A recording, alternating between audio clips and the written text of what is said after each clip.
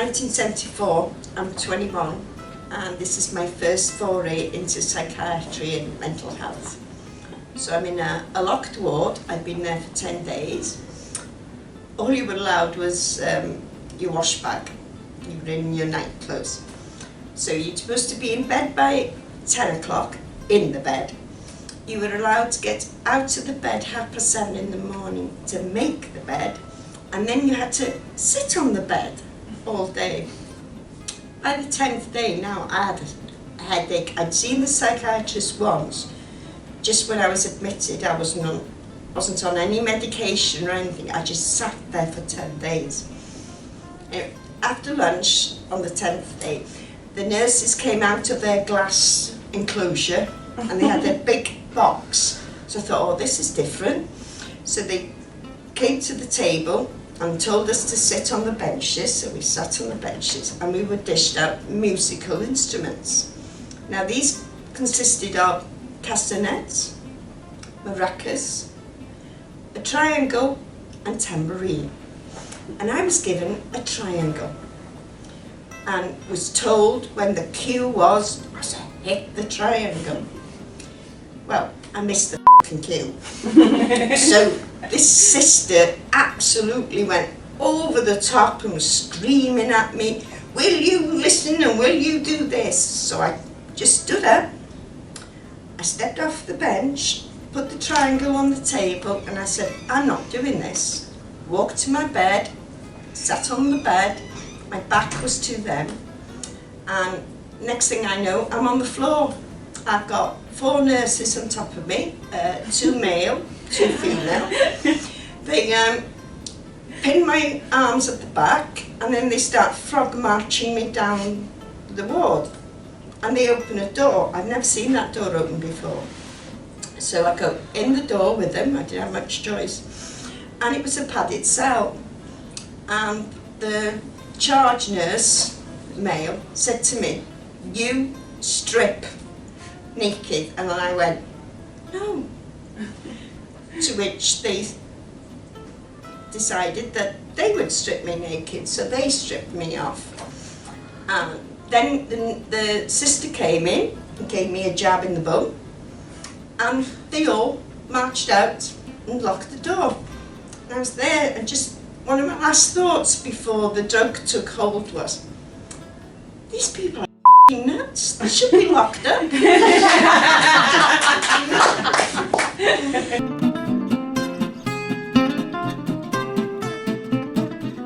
Right, okay, so I've had issues since I was little.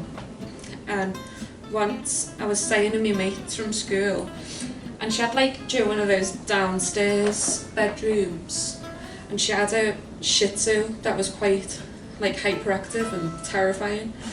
So when it got to the middle of the night, I really needed a so I had to wake my mate up, like, I'm too scared to go past your dog, like I can't get to your toilet. So I literally just had to like shit into my underwear and then like, you know, wrap it up, put it in the bin. Yeah, so fast forward many years, her brother messaged me on Facebook like trying to get into me, and I had to f*** him off because there was no way he was ever going to find out that I had a shit in his house. So that's one of my embarrassing stories.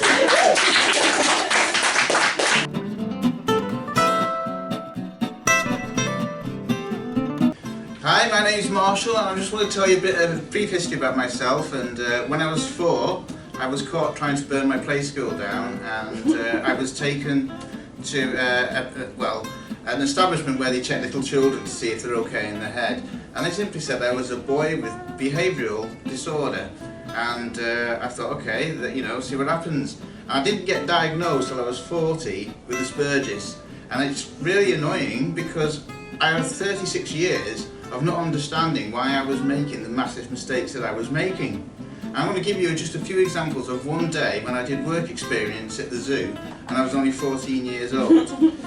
And what happened was, the first thing that he asked me to do was to do the one thing I'd always wanted to work in the zoo for, feed the lions.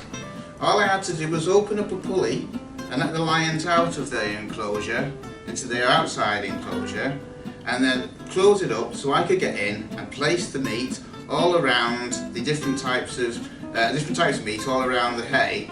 And so then I'd have to open up the gate to get back out, and that's all I had to do. And as I started opening up the gate, I was concentrating so much on opening this gate to get out, and I was thinking, why isn't it going up? Why isn't it going up? And then suddenly I heard this slight roar, and I turned around and I opened up the gate and let the lions in. And I thought, oh, that's a really stupid thing. And the funniest thing is the male lion came in, saw me, spent his entire life in enclosure, and ran back out. I felt really sorry for it. And if that wasn't enough, just like slightly after that, they said, what do you want to feed now? And I said, anything vegetarian, please, just anything vegetarian. And so I went on and I went to this little hut, which is slightly bigger than a doghouse, and it held the giant tortoises. And I went in and put out the tomatoes and the lettuces all over the little house again, and when I turned around, there was a giant Clappicus tortoise called Albert sitting in the doorway that I had to get out of. And I was desperate to try and get out of this door, and I couldn't because there was a giant tortoise in the way. So I thought, okay, why don't I get the tortoise to walk backwards? And this is when you find out tortoises can't walk backwards. So I'm now sat in a house waiting for this tortoise to get back out, but he can't. He needs to come in and turn around, but he can't come in and turn around because I'm sat in the house. And so I'm looking out of these windows at these school kids, and they're thinking, what the hell's in that, miss? And I'm thinking, I don't know. 3.5 hours I was in that hut with this damn tortoise that was really, really upsetting me. And I was desperate to get out the door, until the keeper came past and said, Marshall, push the roof, it's open. And that's my story, thank you.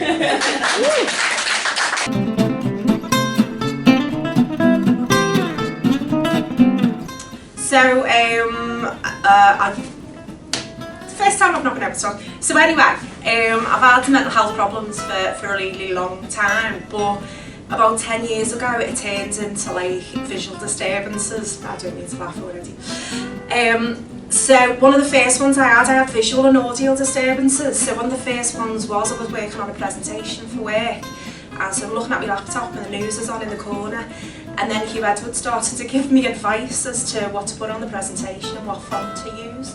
So my husband walked into the living room and was like, who are you talking to? Because I'm having a full-on conversation with him. And I was like, oh, just practicing for the presentation later. And then one of the biggest ones has been reported in the newspaper just saying, Google my name. And I was walking off the subway on South Road, and I looked up and the sky was pink, as it always is, kind of thing. And I looked up and there was genuinely pterodactyls in the sky. So I'm having a conversation with myself inside my own head. I was not fearful at all, didn't bother me. And I'm going, yeah, they must have evolved, and like we're on Bold Street, they've got to be vegans.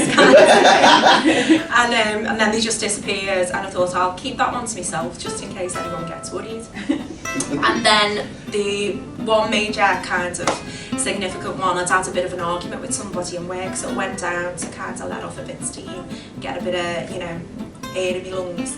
And the Premier Inn was just getting built across the road from where I worked on Hanover Street.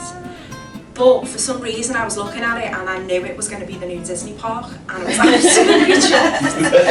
And like those things, like on a flashback now when I've discussed it, a load of people said if Disney was in Liverpool it would be way glamorous than anywhere else. So those Disney princesses would be all contoured and rollers in the hair walking down the park.